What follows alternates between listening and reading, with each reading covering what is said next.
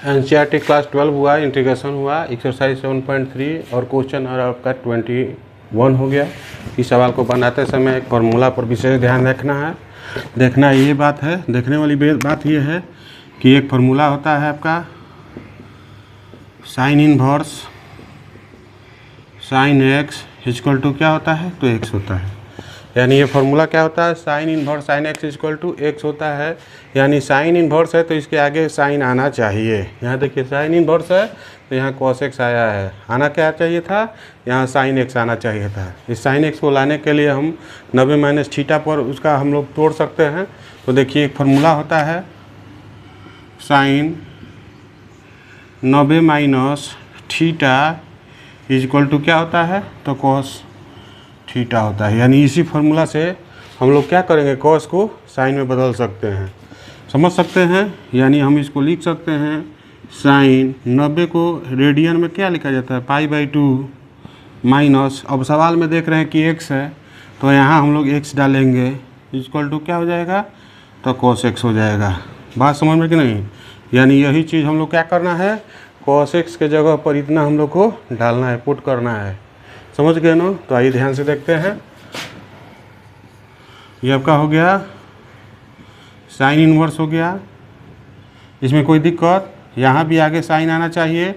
तो कैसे आएगा आपका, बात ध्यान से देखिए। अभी हम लोग लिखे हैं साइन इनवर्स, वहाँ लिखे हैं क्या लिखे हैं, π/2 माइनस एक्स और ये आपका dx हो गया। ध्यान से देखिए, sine inverse 90 minus theta equal to cos theta होता है, एक्स के टर्म में है तो इसको साइन में बदलने का फॉर्मूला ये होता है।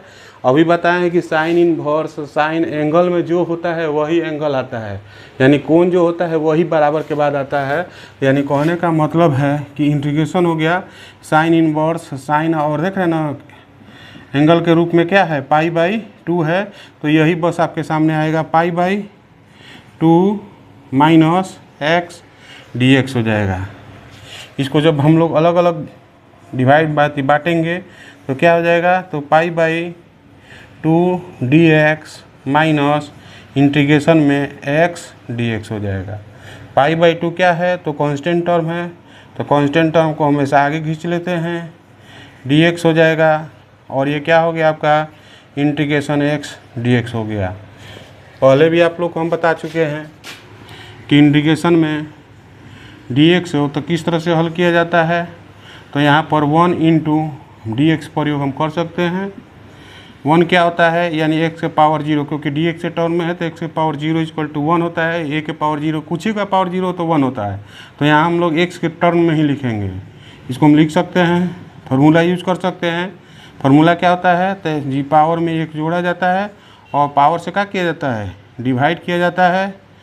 तो इसके बाद क्या होगा, x का पावर 1 बचा, नीचे भी 1 बचा, 1 का कोई वैल्यू नहीं छुपा रहता है और x का पावर 1 भी छुपा रहता है, तो इसका मान x हुआ। इस आधार पर हम लोग इसको लिख सकते हैं π/2 इंटू, इसका भी बताएं कि x हुआ है, हम माइनस इसका क्या हो जाएगा, तब पावर 1/1 यानी पावर में जोड़ा जाता है और डिवाइड किया जाता है, तो हो जाएगा कितना आपका, इसको हम लिख सकते हैं πx/2 भी लिख सकते हैं, πx/2 भी लिख सकते हैं, माइनस x²/2 और प्लस c लिख सकते हैं। यही आपका आंसर हुआ। वीडियो को लाइक कीजिए, चैनल को सब्सक्राइब कीजिए। आपको 7.1 से 7.3 लगभग अब हम लोग का ख़त्म के कगार पर जा रहे हैं। 2-3 और क्वेश्चन होगा, 7.3 ख़त्म हो जाएगा। जो भी व्यक्ति 7.1, 7.2, 7.3 को अगर अच्छी तरह से आप लोग बना लेते हैं तो इंटीग्रेशन और साथ में इसमें 7.2 में देखिए रहे जहाँ तहाँ मानना पड़ रहा है उसे डिफ्रेंशिएशन, दोनों पर मजबूती आ जाएगा, जो आपको इंटर के एग्ज़ाम में मैथ में नंबर लाना आसान हो जाएगा। बाकी जो है इसके बाद है आपका मैट्रिक्स है, डिटर्मिनेंट्स है, वो भी स्टार्ट कर चुके हैं, उसमें भी धीरे धीरे आगे बढ़ रहे हैं। एक चीज़ और, एक चैप्टर और स्टार्ट करेंगे, उसमें सटाएंगे इन्वर्स सर्कुलर फंक्शन यानी त्रिकोणमितीय फलन, साइन इन्वर्स एक्स कॉस, वो भी बहुत इंपॉर्टेंट चैप्टर है, उससे भी क्वेश्चन आते रहता है। तो वहाँ मैथ फर्स्ट से हम लोग डिफ्रेंशिएशन हुआ, आपका मैट्रिक्स हुआ और एक इन्वर्स सर्कुलर फंक्शन यानी त्रिकोणमितीय फलन, ये 3 चैप्टर वहाँ से स्टार्ट रहेंगे और डेली कुछ ना कुछ बनाते चले जाएंगे। आप लोग वीडियो को देखिए और चैनल को सब्सक्राइब कीजिए, अपने दोस्तों में शेयर कीजिए।